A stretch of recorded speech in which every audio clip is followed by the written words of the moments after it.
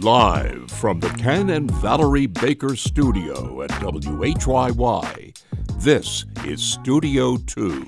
On Tuesday, the 11th of November, welcome, friends, to the program. I'm Cherry Gregg. And I'm Avi Wolfman-Arendt. It is Veterans Day, and I want to start by thanking all of our veterans and military families for their sacrifice and service to our country. 200,000 military service members transition from service every single year. Roughly half of all veterans say that adjusting to civilian life was harder than they expected. 1 in 10 experience housing insecurity, and veterans face higher unemployment in their first year out. So today on the show, we're going to talk about life after service. And I have to say, for me, it's personal. Many of you know my husband is a 26-year Marine Corps veteran, highly decorated person from the Marine Corps, and I met him just a few months after he got out of the Marine Corps. So I watched him up close go through that rough time of transitioning into civilian life. And almost 5 years later, he's doing great, but he is really lucky. And so today we're going to hear from two veterans who actually work with veterans. And we want to hear from you, especially veterans and their families. What was the transition to civilian life like for you, and what did you find most challenging? You can call us. The number is 888-477-9499. The email is studio2@whyy.org. And if you're watching on Facebook or YouTube, leave your comments in the chat. And of course, we welcome memories. Doesn't matter the war that your veteran family member may have participated in. We'd love to hear your story. Absolutely. 888-477-9499. Again, the email is studio2@whyy.org. But first, before we get to all of that, a trio of local news stories, Cherry, and we'll start in Harrisburg. Yep. Don't we love to start in Harrisburg? We love Harrisburg. Shout out Harrisburg. All right. As the federal government shutdown nears its end, it looks like Pennsylvania's 4-month budget stalemate may also be on the verge of a breakthrough compromise. Oh. And just like in D.C., the compromise floating around Harrisburg right now has drawn some pretty big pushback. Stephen Caruso from Spotlight, PA, reports that Governor Josh Shapiro and other leading Democrats are considering a budget deal that would require Pennsylvania to pull out of an environmental pact called the Regional Greenhouse Gas Initiative, or RGGI. RGGI, if you don't know, is a cooperative agreement with other nearby states that charges power plants for the carbon they emit. Pennsylvania kind of joined RGGI in 2019 via executive action, but full joining of RGGI has been halted by various legal challenges which are ongoing. Many members of the GOP do not like RGGI. They believe it will hurt the state's large energy industry.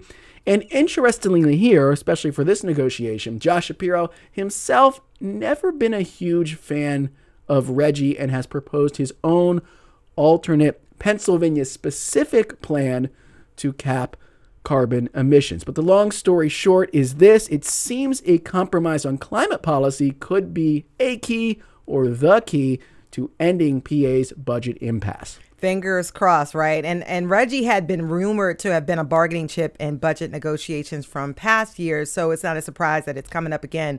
But this budget impasse has been brutal, okay? Because I want to remind everybody that this budget was due June 30th.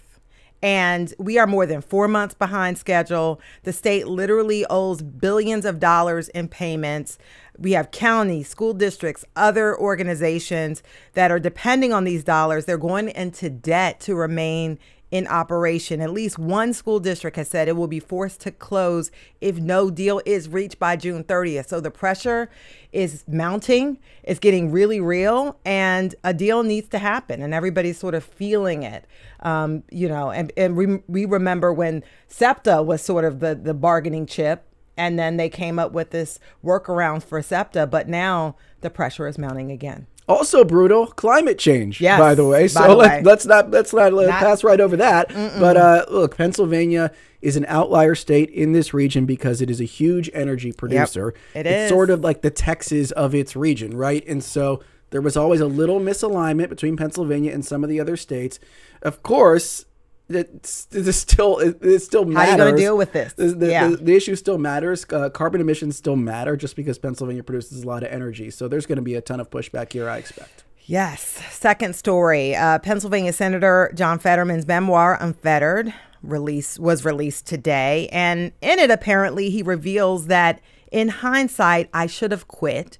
And this is when he refers to his race for U.S. Senate. Now, if you recall, Fetterman had a life-threatening stroke just 4 days before the Democratic primary back in 2022. Now, the details of this intimate revelation, they were detailed in an excerpt that was released in the Free Press this week. And in the memoir, Fetterman goes into detail about the stroke and the depression that followed. His wife, Giselle, was with him on May 13, 2022, when they were headed to a campaign event. And that's when she noticed that his mouth was drooping. And luckily, they were just 10 minutes away from a hospital in Lancaster that specializes in strokes. And he actually said in the memoir that he would have died had this not been the case. So he was really lucky. But he goes on to talk about after the stroke, he couldn't hear and could only communicate for quite some time using a whiteboard, and that he told himself that he would drop out of the race if his symptoms did not improve by August 15th of that year. Luckily, things did get better and he forged on. But he said in hindsight, he should have probably quit. He was living in his parents' basement at one point because the depression had gotten so bad that his wife didn't feel like it was good for him to be home with the kids and everything. And so this was a really rough time. And also in the memoir, he talks about, his belief system. A lot of Democrats who voted for him feel like he's fallen out of line with the party. And so he actually reveals some of that. And I'll read a quote. He says, "I've never viewed my political party as an iron shackle adhering me to the party line, and I don't take positions for my own self-interest." He says, "I take positions based on what I believe is right." From the reviews that I had read, however, it sounded like, I haven't read the book yet, obviously it just came out, but it sounded like there was a lot less about his politics than a typical political memoir. Like if you're looking for a full-throated defense or explanation for why he has diverged from the party on some really, really key issues, like my sense from what I've read about the book is that it's really not in there. It's, most political memoirs are like, this is my life and this is why I believe what I believe and here's my political manifesto. My sense is that if that's what you're looking for, this memoir really isn't that as much as it is about his battle with depression. Mm-hmm. Yeah, which, he's talked about openly. And that was the big part of the excerpt that was released. Yeah. So that book drops today if people are interested or not. Now let's go back to Harrisburg. Why not? Mm-hmm. It's like we never left. No. Did a little windy right back. Yeah, we really never left central Pennsylvania, really. A Pennsylvania lawmaker has reintroduced legislation to legalize and regulate ... flying cars. Whoosh. In Pennsylvania. Democrat Marty Flynn is behind the bill. It is literally called, I'm not making this up, the Jetsons Act. It would allow roadable aircraft, that's what they're called, to be operated in PA under a pretty basic regulatory framework that mirrors what cars are regulated under. This seems somewhat symbolic because there are major federal restrictions on how these aircraft are used. But if you haven't heard a lot about this issue, there have been some really interesting and maybe consequential breakthroughs in the flying car space over the last year or two, including this company Pivotal, which makes an electric flying car that can be operated, they say, with just a couple weeks training. You don't need like a pilot's license. So this space is really bubbling right now, even if this law doesn't mean you're going to see like flying cars zipping all over Pennsylvania anytime soon. So I'm really glad that we won't be seeing that. These experimental You're not aircraft ready for the revolution over major cities. I'm not ready for the revolution yet. But, especially with humans in them, right? But it is really cool. And apparently, like you said, these vehicles are easy to fly. They had this Pivotal back fly. That's one example. And apparently they use a joystick. Yeah, it's just a joystick. And teenagers, it's so easy to fly that a teenager can fly it. That's right? what we want. Teenagers flying cars. That's what we want. And they, but I do think states need to get on this because, you have a lot of companies that are using drone technology to make deliveries and Sure. they're whipping around, they're delivering food to you. Sounds chaotic. Wendy's can deliver, the little burgers to Wendy's? you. Apparently Wendy's can deliver Love those using square drones. burgers.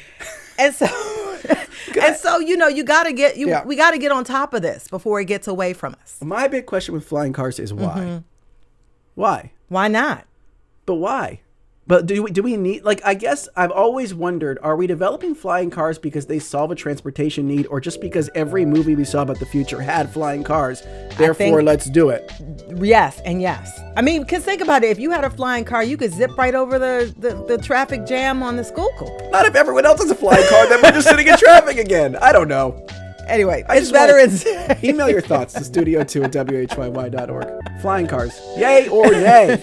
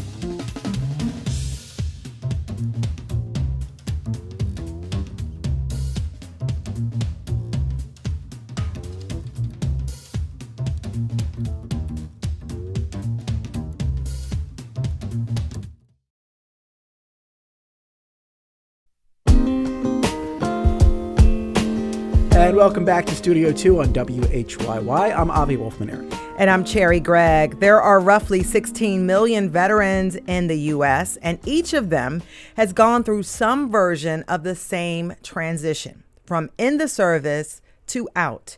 It's a transition filled with opportunity and fraught with tension. And each generation of soldiers faces its own transition challenges.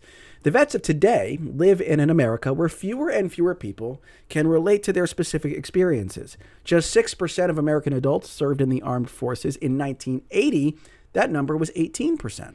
And today we'll focus on what it's like to become a civilian again. We'll look at the triumphs, the setbacks, and what society could do better to help veterans. Our guests today are Patrick Murphy, former Undersecretary of the Army and Executive Director of Hilco Global's Geopolitical Unit. Patrick, welcome to Studio 2. Terry, Avi, thank you so much. It's great to be on with Kat. Happy Veterans Day, everybody. And Terry, I'm sorry your husband couldn't get into America's varsity team, our Army, but the Marine Corps is a great JV team. So yeah, we'll get into I that. can say that in full confidence, being on Zoom, and he's not right there to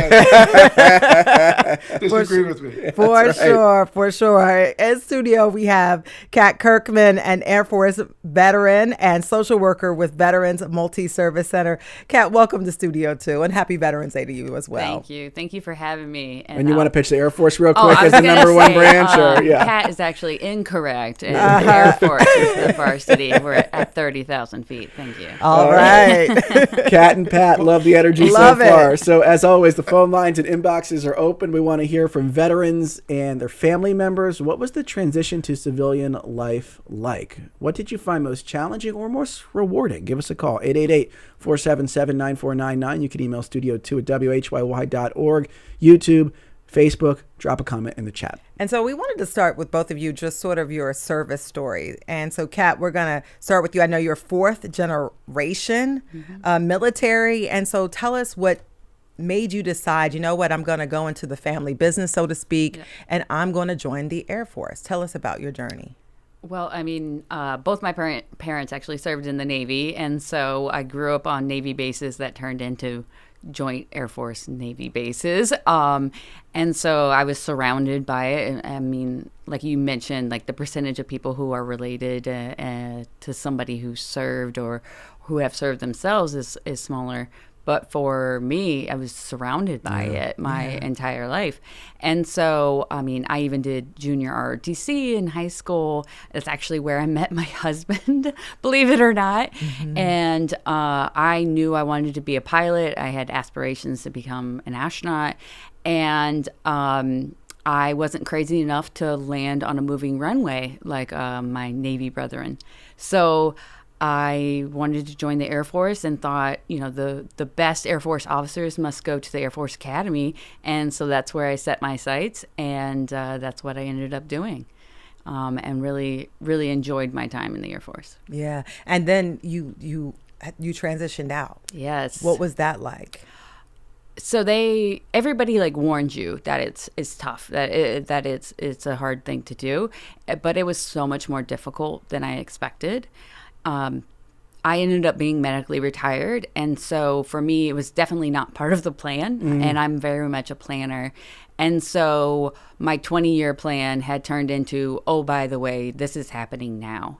And so just so for folks who don't understand, you have just no control over that. Right. And so like I had tried to see if I could change jobs, but the physical requirements are very strict for pilots. And so, and it just sometimes with the military, especially, the circumstance of timing and what's going on with budgeting and things of that nature. And so it just didn't work out for me to be able to like transition to a different job within the Air Force. And so it was kind of quickly that it was all of a sudden, all right, you know, you've got 3 months and you're going to be out. And so after 10 years of being in the Air Force and wearing the uniform every day and thinking this is what I was doing with my life, like I truly feel like I was put on this planet to be an Air Force officer. And then to be told basically the Air Force said, you know, it's not us, it's you, and have a bad breakup. And so it was really, really challenging with that piece. And a part of me had to kind of grieve that as well. Yeah, that life. Patrick, we want to bring you into the conversation. Tell me what attracted you to the Army. Tell us a little bit about your journey through the military.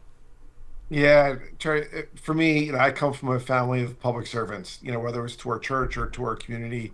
I'm a third generation veteran. My grandfather served in World War II with the Navy.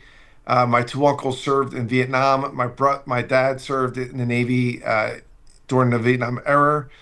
And then my brother, JJ Murphy, he served 2 deployments after 9/11 with the Air Force. And obviously I served in the Army. So for me, I joined at 19.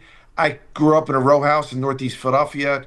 In fact, everyone in our neighborhood either was like a cop, a firefighter, a postal worker. So Terry, honestly, and Avi, like if you didn't wear a uniform, I thought you were unemployed, right? Yeah. That's kind of how, you know, we grew up with that row house mentality. You care about the people on your left and your right. But for me, the Army was incredible. I mean, I went from full-time community college at age 17 to joining Army ROTC, earning my commission as an Army officer. And then the Army cut me loose to go to law school. I went back into the Army as a judge advocate, as a lawyer. And it opened up so many doors. I mean, after being a prosecutor, they asked me to join the faculty at West Point. So, you know, being age 27, teaching constitutional and military law to the next generation of veterans was just an awesome responsibility. But unfortunately, I was there when 9/11 happened. And, you know, I'd already been airborne in air assault school. That's where you jump out of airplanes or rappel out of helicopters. And I volunteered for combat deployments. And I went first with the 25th Infantry Division, and then was in evasion Iraq with the 82nd Airborne Division as a paratrooper. And unfortunately, I lost 19 men in my unit and came back. And like most veterans, I was independent. I wasn't affiliated either way, but I came back and ran for the U.S. Congress and won in what's now called the Pennsylvania 1st District, which was Northeast Philadelphia at all Bucks County and a small slice of Montgomery County as America's first Iraq vet. Wow. And so, what was the transition out of the service like for you? You're in an unusual position as someone who was, a little further along in your career path, maybe when you did that deployment. But so you would think maybe you might have a leg up, but it was still difficult, from what I understand, coming back home. Describe that difficulty, and also, looking back, why you think there was a period of I think, and you even say it's sort of a period of floundering. Yeah, yeah. I joke that my toughest job wasn't 138 degrees in Baghdad, Iraq, and getting shot at. It was really, being an Eagle security guard at the old Veterans Stadium. That was I joke tougher duty. But no, listen, I want to agree with what Kat said. Transitions are hard, and yes, there's a sea of goodwill out there, but a lot of our brothers and sisters drowned in that sea of goodwill. I started as a messenger. My mother was a legal secretary. My father's a cop in Philly, so I had a little bit of connections, meaning in the law, working as a messenger.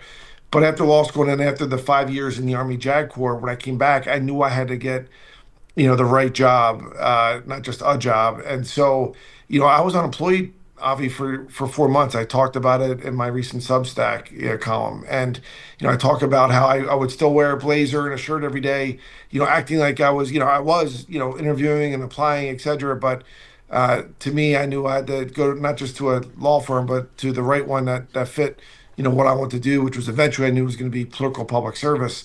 And I eventually got there. But, when you have 200,000 folks that are active service in the military and military spouses, when they transition every year, there is a lot that fall through the cracks. And that's what Kat does every day. And I try to do that as well. Yeah, I want to read this comment from Adomi R on YouTube, who says, when I got out, I was excited that employers would value my experience, especially from companies that are, quote, veteran friendly, end quote. What that really meant was hiring me was just a check in the box. And so I want to sort of bring you back into the conversation, Kat, because I don't think a lot of people who've never been in the military really understand what it feels like to be in. Right. Mm-hmm. And the services that you get, like living on base and all this life that you live, and then what it's like to go from that to being in civilian life. Right. So could you just try to explain that difference and why that transition is so rough for a lot of people? Well, it's a few different things. One of the things that people maybe don't think of is choice. You're actually overwhelmed by choice. And so at least I was. And so you go from, you wearing a uniform every day. You're told exactly which uniform to wear every day. You're told to be here at this time, be there at that time. The career path for a lot of folks in the military is pretty linear, and you know what boxes you need to check, what you need to accomplish. And so it's very, very structured. And even, where you live, what bases you go to, even your job isn't necessarily, you may not have a whole lot of input. And so you go from that to getting out where you have to decide everything for yourself. And it can be really overwhelming, especially because so many folks go in at 17, 18, 19, and like myself. And so you grew up in the military and you learned how to be an adult, or how what you thought being an adult was in the military. And you find out it's much different. And there's a lot more choice and decisions that you need to make and figure out. But the thing that I would say is the most challenging and kind of heartbreaking is the loss of community and identity. And so you go from being surrounded by folks that kind of understand you, who have been through similar things with you, whether that's different types of trainings or deployments or whatever the case may be. And so they get it. And you just have like a really special bond. And a lot of people have a hard time making civilian friends while they're in the military, unless maybe you have like a civilian spouse that might help with that some. But you end up not only just working with these folks all day, every day, you spend most of your time with them outside of office hours. And so, and I mean, you might be flying, like for me, I mean, I spent my deployments, we had 90-hour work weeks that we spent with the same 4 people. Right. That's a tight bond. That's like family at that point. Yeah. And so, and no matter, you know, how many times you move and everything, when you get to a new place, even if the folks are all new to you, they all still have those similar experiences. They've all gone through that struggle of coming to this new place, and people are very open and welcoming to help one another. And so, and you have all the resources of the base as well. If you need anything, you know where to go, or, you know, you go to your chain of command. They tell you. It's going from very anchored to a little unmoored, Yeah. sounds like. And, you know, it's funny, you almost anticipated what Rob's comment was. Rob says, I didn't serve, but one question I have for vets is how much the decision fatigue of daily life figures into the adjustment process. And that's exactly what you were talking about. Mike from Germantown served in the Army for 6 years and says, do not underestimate the opportunity the Army gives you to grow and develop as a person. There is no civilian equivalent, especially for young people. So we don't want to have this whole conversation, right, Pat, just from a deficit mindset. There's a lot of skills you get. So I'm curious how you were able to tap into those, to realize those were strengths, and to use those in your transition, looking back now. Like, are there things that are like, yeah, I got that in the military, and it gave me a leg up when I was trying to establish my career? Yeah, there's no doubt our veterans are civic assets to this nation. And I wouldn't have been where I was or where I am now if it wasn't for the Army. And I've transitioned out of government 3 times. One as an Army captain with the 82nd Airborne Division back in 2004. I transitioned out of Congress back in 2011, and I transitioned out of Pentagon with the Trump administration back in 2017. But the crux of his comment was that, you know, people think like being a veteran is like some type of like last resort thing. I literally, it is not. I mean, I went to summer school twice in high school. I was at Archbishop Ryan High School in the Northeast. I was always a hard worker. I didn't work smart. The Army gave me that discipline.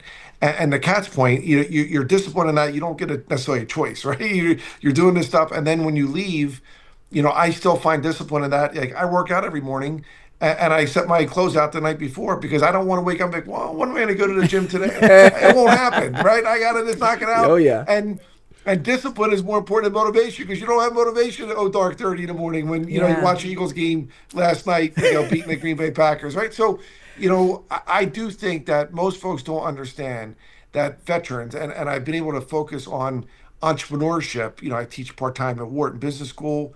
About 8% of our incoming MBA students are veterans. I'm a venture capitalist where I invest in veteran-owned companies. But Avi, to your point, we need to give opportunities for veterans to start their own small business. Half the veterans in World War II created these iconic global brands. Companies like Comcast, Ralph Roberts was a Navy veteran.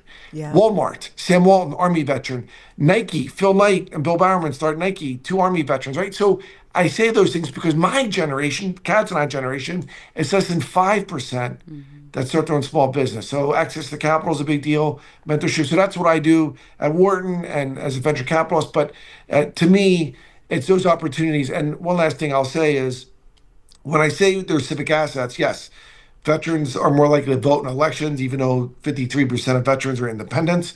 Veterans are more likely to be little league coaches and pastors in their churches. And they're more likely to start these small businesses, and for those small businesses to be successful because they know what it takes to win. They will work their tails off to win, to accomplish a mission. I love that. I love that. By the way, we want to hear from you, our listeners at home, on the road and elsewhere, and we particularly want to hear from veterans and their families. What was the transition to civilian life like for you and your family, and what did you find most challenging or rewarding? You can call 888-477-9499. You can email studio2@whyy.org. And if you're watching on YouTube or Facebook, drop your comment in the chat. And I noticed one thing that stood out to me was a lot of veterans have all this experience in the military. I mean, amazing experience. And you would want this person on your team. But a hard transition point, Kat, is translating some of the things, your problem solving abilities, all the things you learn how to do during combat, during your military service, into a civilian job. And because you read some of these resumes and you're like, I don't know what that means. If you're a civilian, can you explain how, folks work with veterans to sort of help them say it in English so civilians can see the value that they bring right on the page? I mean, you hit the nail on the head. It's one, veterans understanding that there is value there, and then how to use that to connect with employers. I will say, so I run an employment and training program for the Veterans Multi-Service Center, and part of what our program does is work directly with employers to tell them about the benefits of hiring veterans and what kind of skills veterans have that can bring to the table that you don't necessarily find in the civilian workforce. And so things like you mentioned, as well as that hard work, that determination, flexibility and adaptability. I love hiring veterans for my team as well. I'm fortunate about half of my team are veterans. And it's just a different kind of mentality. A lot of things kind of roll off our backs a little bit easier than our civilian counterparts. But there's some really great resources out there these days, thankfully with the internet now, things like ONET that can translate some of these military jobs and descriptions into civilian speak. And programs like ours and 4Block and IVMF who can help veterans with translating that, because it's one thing to say, oh, you just, use this link or whatever and translate it into English, basically. But if you don't know what the English version is, it's not necessarily helpful. And so teaching people, okay, you were a sergeant in the Army. All right, what does that look like? Okay, you're a mid-level supervisor. And they're like, I was? News to me. I want to read this comment from Linda in Rising Sun, Maryland, who says, I work with and hire a lot of veterans. I love it. They are very disciplined and structured. I was thinking about this conversation, Kat, and I was thinking about what are like the pop culture depictions of veteran transition that immediately pop up in my mind. The first one for me was Lieutenant Dan from Forrest Gump. And spoiler alert for a 35-year-old movie, but doesn't go great for Lieutenant Dan as he leaves Vietnam. So, and that's, I think, a kind of a trope, the sort of the lost, the wayward veteran, suffering from a lot of post-traumatic stress to the point where it consumes them. And I'm curious what you, as a veteran, think about those depictions. Is it sort of over-sensationalized? Is it, depicting something important that we need to focus on? Just your sense of how the media and how people view veterans coming back home.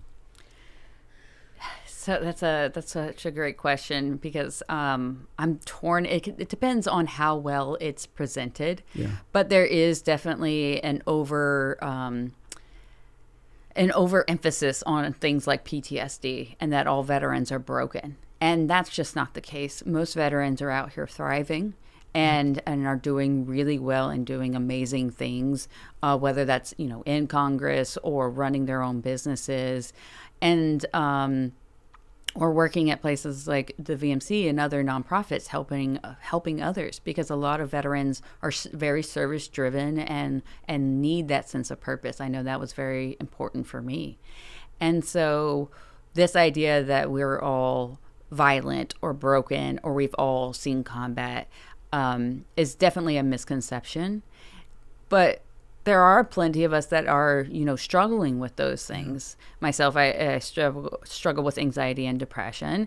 And, during my transition, depression was definitely a facet of that. But it doesn't mean we're not capable of doing amazing things as well. And so I just don't want people to think of that's all we are. And I will say, having lived in 15 states across the U.S., I've seen a lot of different communities and how folks kind of view veterans.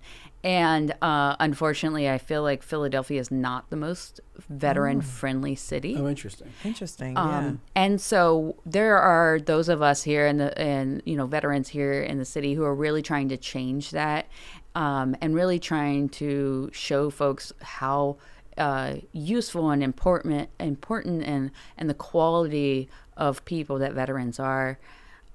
For instance, one of the things that we run into trouble with sometimes at VMC is we have a very large housing program, and we work directly with landlords to house our veterans.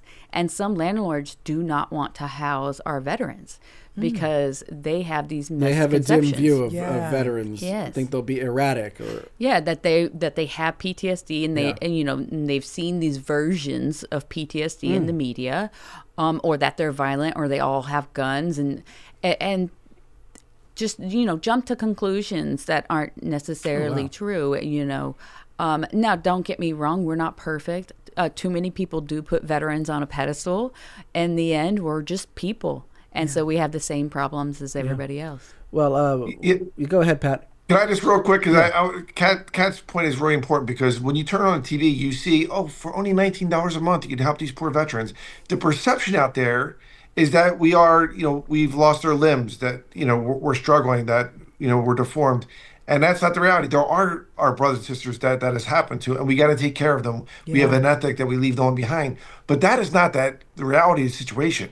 We are civic assets. And the Kat's point, and that's why what she does at the VMC, the Veterans Multi-Service Center, is so incredibly important. I literally last night was watching Eagles game. I got an text from a formerly homeless veteran, Afghan war veteran, named Nick. I won't give his last name. And he's waiting for his housing voucher, but we got him an apartment in Marsville, Bucks County, and there was an issue. And I literally got his information, sent his cell phone to Joe Brooks, Kat's boss, and said, "Hey Joe, would you mind? Sorry for emailing, at 9:30 at night, but is there any way you could have one of your teammates here, take care of Nick? There's an issue with his, housing voucher, and he's worried about getting evicted." Now, I'm not trying to blame his, landlord. I don't know who that person is, but I will say there are a lot of folks out there that give lip service, like, "Hey, I love the military, I love veterans, but it's not for my son and daughter, it's not for my niece and nephew." And that gets irritating, when I see it with my own eyes, because, you can't say one thing and do another. These are great civic assets, great young Americans that are just trying to give back and live a purpose-driven life. We're gonna keep talking about all that on the other side of this break, and maybe get into a little bit of like what services and benefits are available to veterans and what's not. So keep those comments coming. Studio2 at WHYY.org. The number's 888-477-9499. We'll be right back on Studio 2.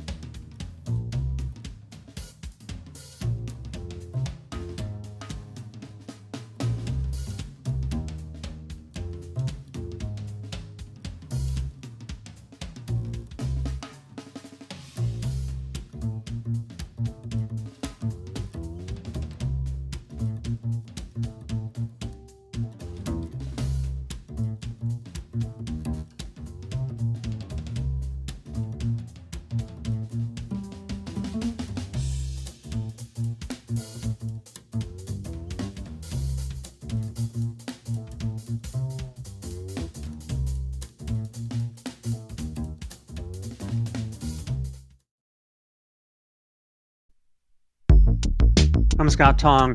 The average car insurance policy.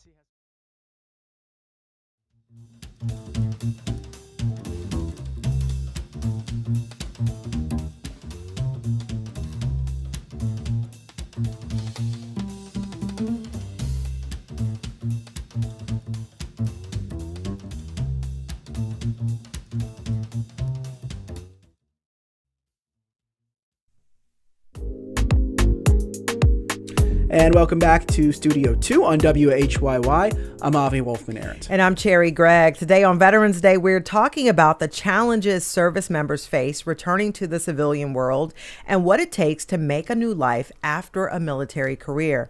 With us this hour are two veterans. We have Kat Kirkman, an Air Force veteran and social worker with Veterans Multi-Service Center. And also joining us is Patrick Murphy, former Undersecretary of the Army and the Executive Director of Hilco Global Naval's geopolitical unit. And we'd love to hear from our veterans out there, family members of veterans. What was the transition to civilian life like for you? What did you find most challenging or rewarding? Give us a call, 888-477-9499. You can email studio2@whyy.org.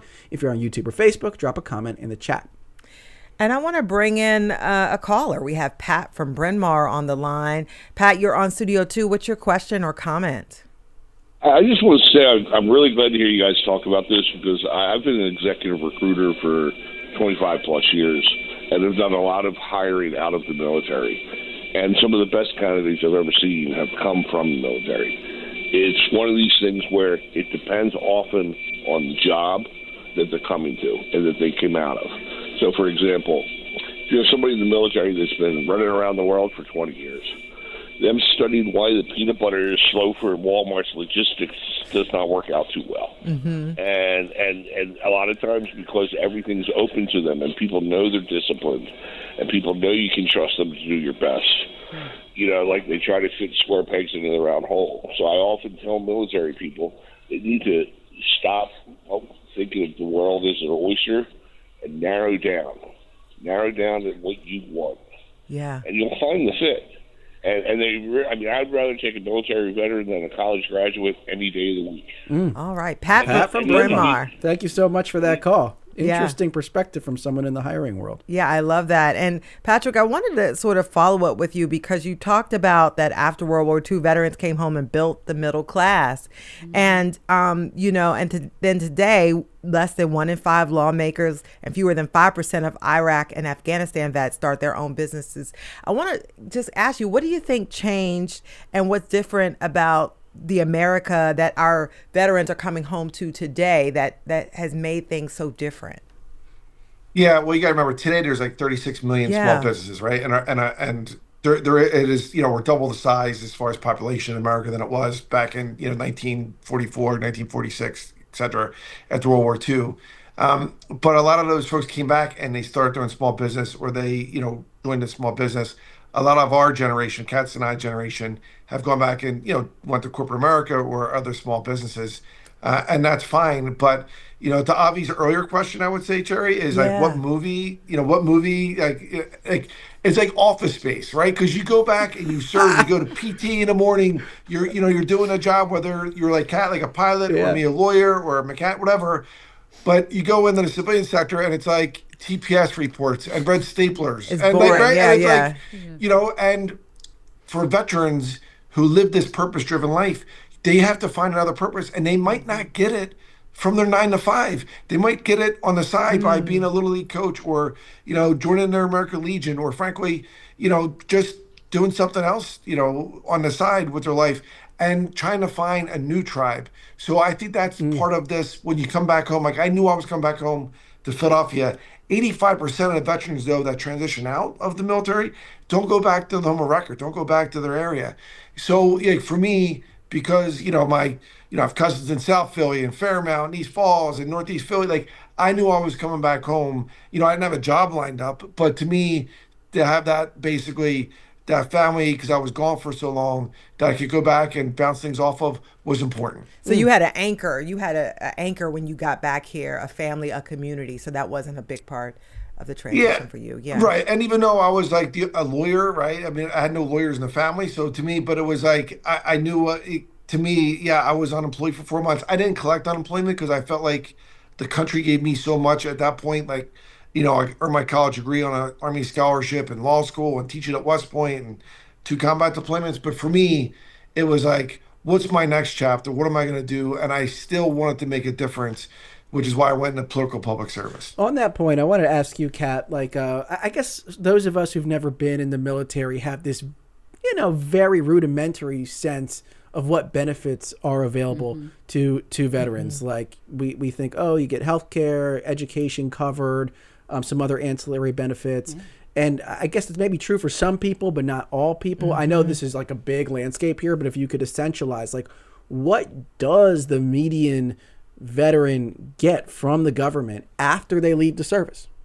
Right. So this is definitely an area where there's a lot of misinformation. Oh, interesting. Okay. And which causes a lot of problems and hardships for folks, because some people think, oh, I've got the golden ticket, like I'm taken care of forever. And that's just not the case.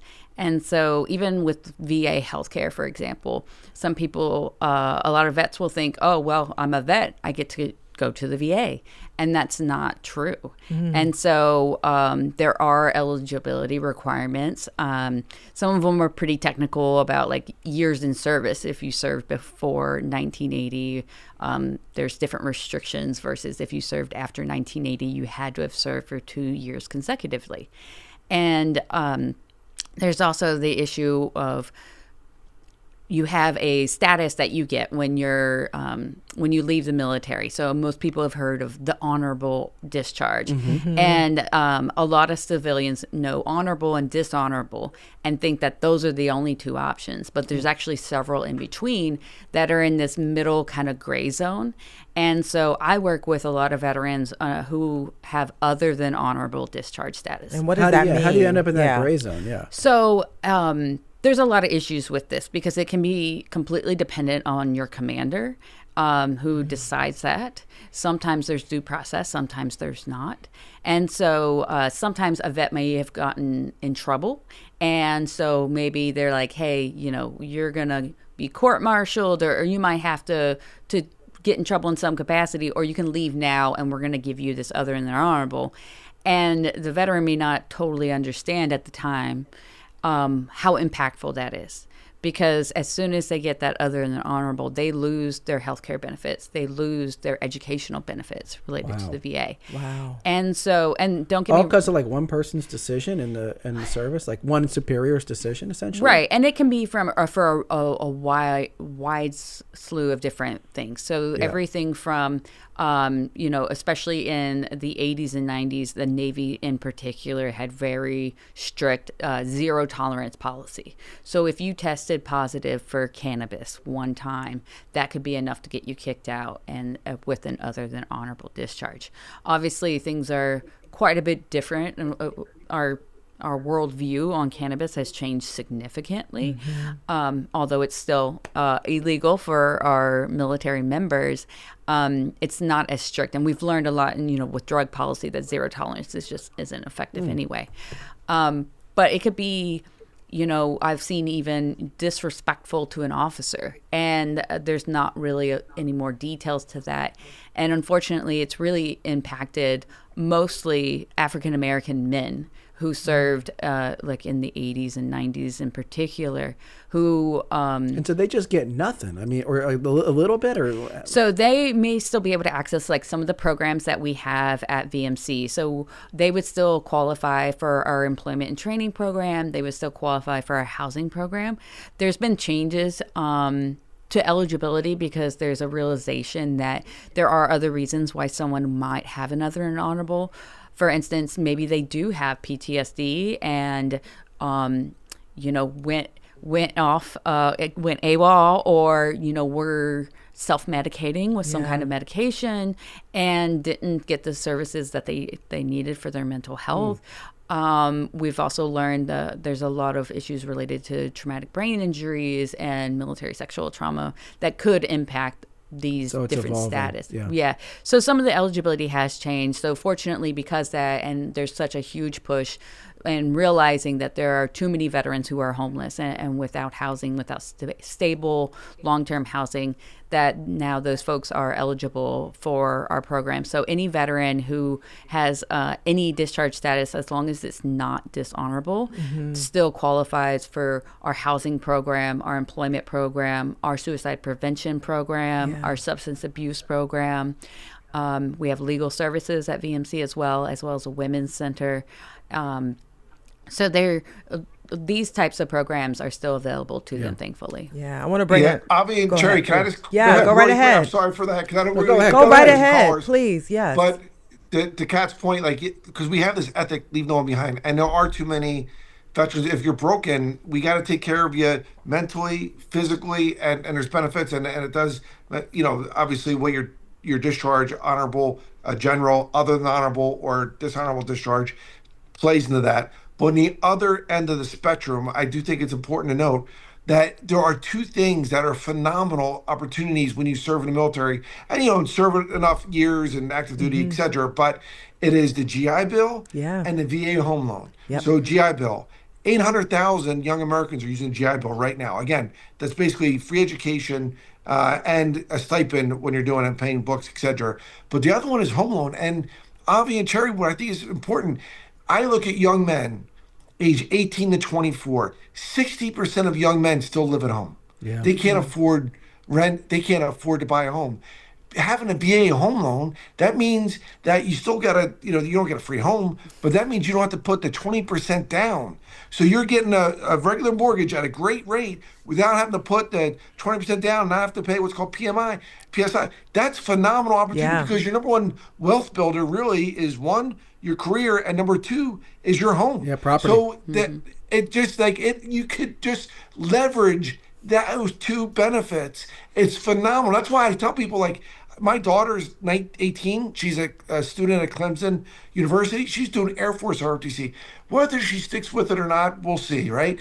But just the fact that she's going to PT at 5:50 in the morning, that means she's not out late at night the night before. She has to show up and be disciplined and hopefully crush it. But I'm sorry, I just want to get that's a great point. I That's love a great that. point. The home thing is so key. There are so many wonderful benefits. By the way, I'm going to try to get a caller, and we have Bill from North Wales, Pennsylvania on the line. Bill, you're on Studio 2.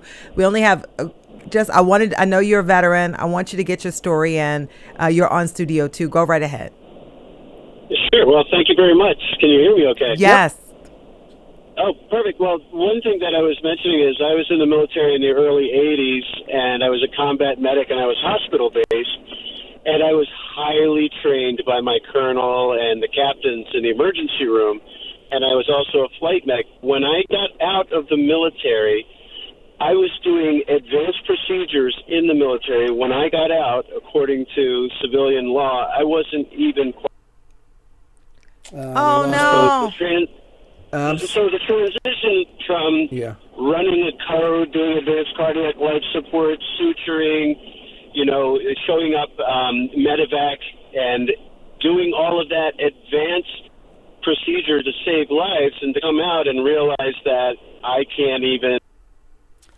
So we're having a little trouble with the line, but thank you, Bill from North Wales, and I think from our notes, from our producer's notes, what Bill is essentially saying is I had all these skills, but it didn't count in the civilian world, which must be so frustrating when you've performed at the highest levels in high stress environments.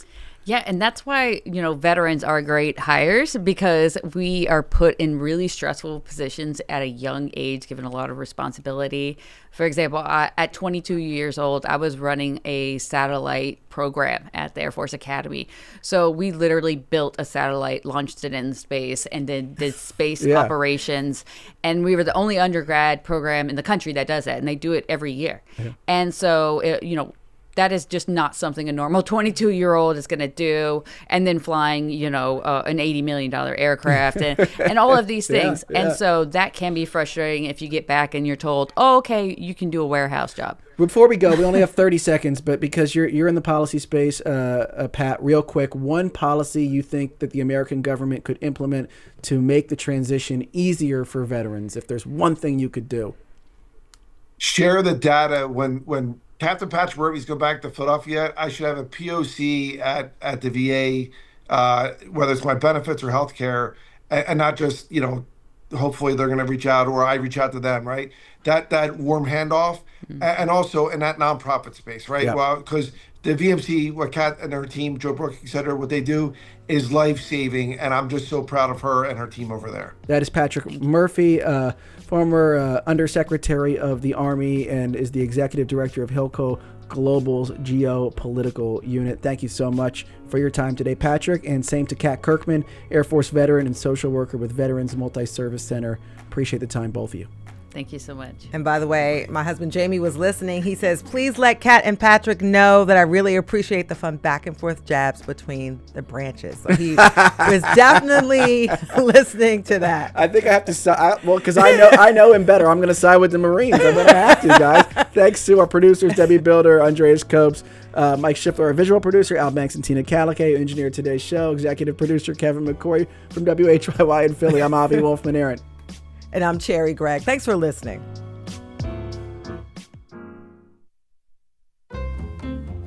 Tomorrow at noon, we talk about how a widely used fetal monitoring device is leading to many unnecessary C-sections. We'll chat with New York Times' Sarah Cliff about her investigation and why this is such a worrisome trend. And folks, do me a favor, subscribe to Studio 2/WHYY on YouTube and your podcast app. Leave a comment. We'd love to hear from our listeners. And join us for that aforementioned conversation tomorrow at noon. Coming up next on WHYY, as always, it's Here and Now.